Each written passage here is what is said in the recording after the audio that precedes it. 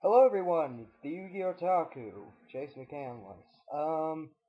I went and saw Thor with a couple of friends, namely That Heartless Fiend and, Dr. Fedora, and I only saw a bit of That Heartless Fiend's review of this, and decided, well, before watching the rest of it and getting influenced by his impressions, I may as well give my opinion of the movie. From what I've seen so far of the review, it's a little different. For one, um, I would like to note that due to the nature of the comics, the costume design was fairly appropriate. The comics suggest, or at least the comics in particular that this is based off of, suggest that magic and technology are more or less the same in Thor's universe. What this means, well, in his respective realm of Asgard, what this means is that they're just really technologically advanced beings. Um, Whether or not you could debate that they are actually gods or not is another issue altogether, because they make a statement in the movie about the potential of them being worshipped as gods. But uh, I don't know exactly if the people of Earth recognize Thor as an actual god. Um, but in terms of the outfits, they were very appropriate, even for just the Norse mythology standard, because it's the realm of the gods. The gods are supposed to be big, grand, epic. That would allow them to get away with the little aesthetic things like uh, having their armor be really shiny, just to prove they are above humans. Um, and also, they do make a good point to prove that the gods are not immortal. Um, they are not mortal, but they are not immortal, which has always been a mainstay in in Norse mythology. Now, the reason I make these notes is because the fact that the theatrical nature and the overall look of Asgard is just incredibly appropriate to either the mythos or the mythos of Thor. So I find that argument kind of just yeah, it doesn't hold water for me. Now that I'm done bitching about that, sorry, Heartless Fiend. Uh, just had to say that because it was really bugging me. How I thought of the movie in general.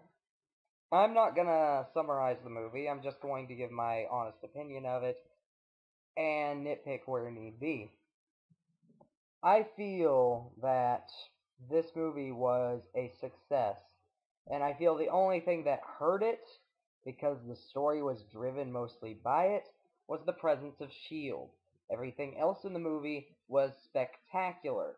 Well, okay, not everything. The one thing I must complain about is there is an immense presence of action scenes at the very start of the film, and then it just wades away to talking for quite a while. Just basic stuff for the next 30 minutes. But, that's not much of a complaint, because that happens with Marvel films. It's especially common in setup movies like this, which, obviously speaking, it's made to set up for the Avengers movie. Um, and I'm sorry if there are spoilers in this. I'm gonna try to avoid them as much as possible. But when you're talking about a film, it can be a little hard to avoid that, especially when you're talking about Marvel, where everything is kind of interconnected. So there may be spoilers for Thor, Iron Man, etc., etc. Um, uh, Well, as I said before, the performances were spectacular. The performances of the gods in Asgard were theatrical and grand, and they fit with the atmosphere, and it works so well in contrast to the relatively down to earth, lowly keyed uh, human performances. The comic relief in this movie doesn't really get on my nerves. Uh, Loki is a confusing villain. Oh, major spoiler if you didn't know anything about Norse mythology or the comics, Loki is the bad guy. Yeah, the trickster god, it's a little obvious. Um, but Loki is an odd villain. Not to say he's a bad villain, but he's just kind of strange. But then again, Norse mythology.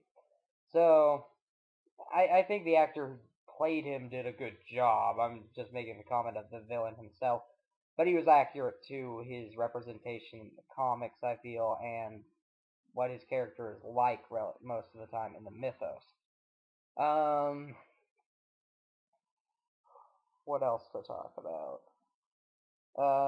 Anthony Hopkins, as usual, does a great performance. The actor who played Thor does a great performance, but that he has real fun with it because he knows how ridiculous the concept of this movie is. And I'm sorry to any devoted fans of Thor, but the concept is kind of ridiculous in and of itself. I always thought the concept of superheroes tied to divinity is kind of ridiculous. The only reason I'm okay with it with Thor is because the Norse pantheon are not immortal. They can die. Um, that's why I'm usually against superheroes and that sort of fashion. But you usually don't have to worry about that much. Demigods seem the far more common route, and even those I kind of they kind of rub me the wrong way. But you have some good ones and some bad ones. Uh, I'm rambling now. My point, more or less, is that I enjoyed the movie. If you want to see Avengers, you're gonna have to see the movie. Um, it's a good watch. It's worth it. Do not go and see it in 3D. All of the scenes that would be good in 3D are shot in the dark. So that means that they are perfectly worthless. Don't waste your money on the glasses. Just go and see it in 2D. Save yourself the headache. Alright? That's my final verdict. I'm out of here. If you want to, go check out my friend, That Heartless Beans review. He goes into a lot more in depth. There are spoilers, probably. Um, but he does a pretty good review of it. He generally likes it as well, from what I gather. I don't know what else to say. It's a good movie. Go and see it. Peace out.